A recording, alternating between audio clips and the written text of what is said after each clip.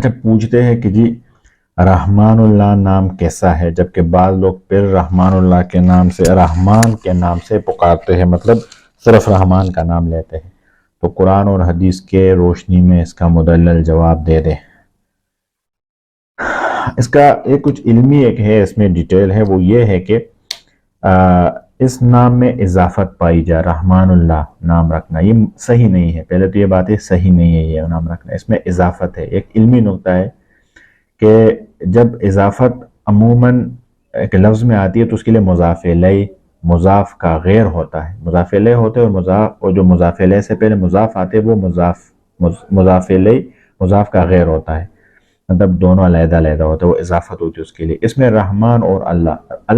اللہ کا نام ہے اور رحمان جو ہے وہ صفتی نام ہے، تو دونوں ایک ہی آ گئے، تو اس لیے یہ غیریت نہیں ہے اس میں، بلکہ اللہ باری تعالیٰ کا ذاتی نام رحمان صفاتی نام نے قواعد کی روح سے بھی ایک اسم کی اضافت دوسرے اسم کی طرف درست نہیں ہے، عربی قواعد کی روح سے، لہٰذا یہ صحیح نہیں ہے۔ دوسرے نمبر کہ رحمان اللہ تعالیٰ کے ان صفتی ناموں میں ہے کہ عبدیت کے بغیر جن کے ساتھ کسی نام مثلا صرف رحمان رکھنا درست نہیں۔ میرا نام ماجد ہے، اللہ کا صفتی نام ہے تو عبد الماجد ہونا چاہیے، اس کو اگر بندہ صرف ماجد بولے تو یہ غلط ہے۔ اس طرح عبد الرحمن بولے، عبداللہ بولے، عبد الصمد بولے، عبد الجبار، عبد القدوس، جتنے نام ہے صفتی، اس میں یہ خرابی ہے کہ اس کے ساتھ عبد النام لازمی ہے۔ یہ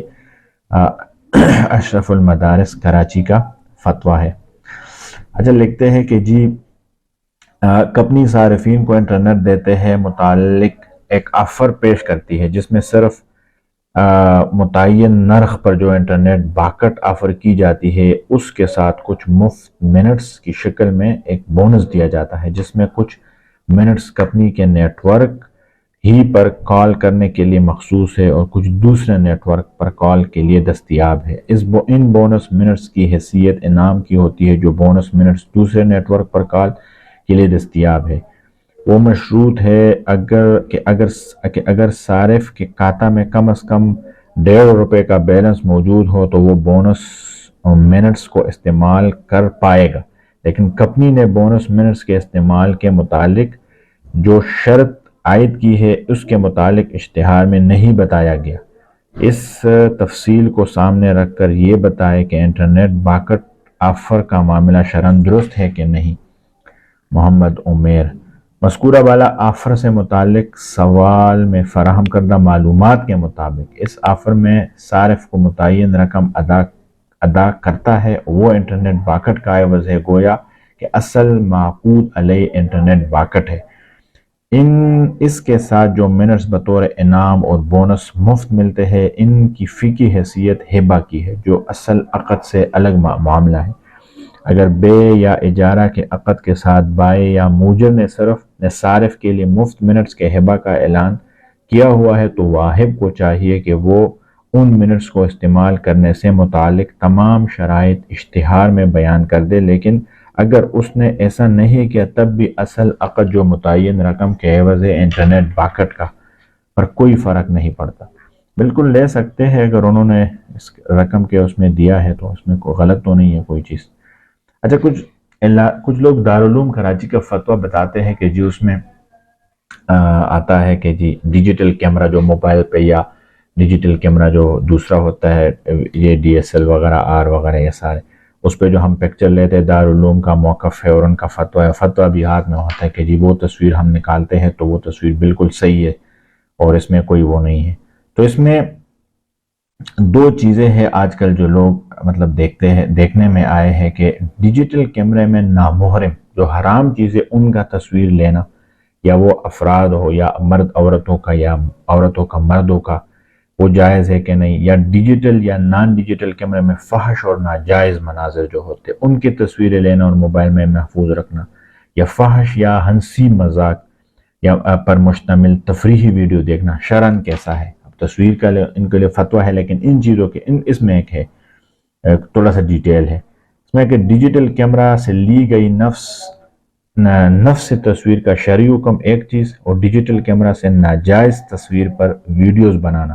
یہ علیحدہ دو موضوعات ہیں۔ انہوں نے اس پہ بات لکھی ہے کہ اس میں پہلی بات یعنی نفس تصویر کا حکم جامعہ دارالعلوم کا فتویٰ ہے،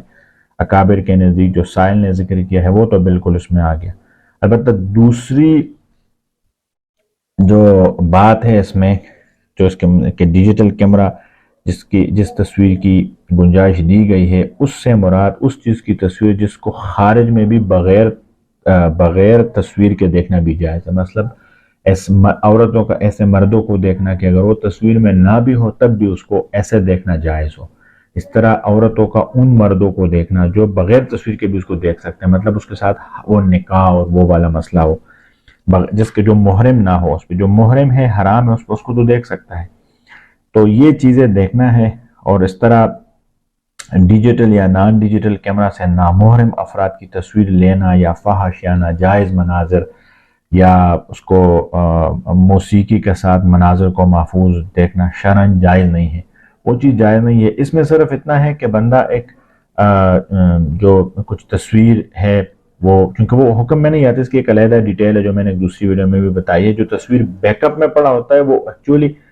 اس کے لیے ایک آن کرنے کے لیے ایک فارمیٹ ہوتا ہے، جیسے وی ایل سی پلیئر ہوتا ہے یا اور کوئی پلیئر ان کے لیے چلتا ہے جو ہم کرتے ہیں اس پہ، تو وہ تصویر کے حکم میں نہیں آتا۔ اچھا ٹھیک ہے،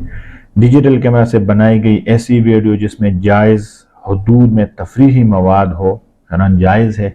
لیکن جس ویڈیو کے اندر نامحرم خواتین کی تصویر ہو یا موسیقی یا فحش مناظر ہو، ایسی تفریحی ویڈیو دیکھنا شرعاً جائز نہیں ہے۔ واضح رہے ڈیجیٹل کیمرہ سے متعلق دارالفتہ دارالعلوم کراچی کی طرف سے جو فتویٰ دیا گیا ہے وہ حاجت شرعیہ ضرورت کے مواقع پر ہے اور استعمال کے لیے لہٰذا بلا ضرورت شرعیہ محض تفریح یا یادگار کے لیے استعمال کرنے سے احتیاط بہتر ہے۔ اس میں بھی احتیاط بہتر ہے، نہیں چاہیے بندوں کو کیسی تصویریں نکالیے۔ جامعہ دارالعلوم کراچی کا دوسرا فتویٰ ہے جو پہلے فتوے کے اس پہ آیا ہے، جو اکثر لوگ یوز کرتے ہیں غیر ضروری تصویریں نکالتے ہیں۔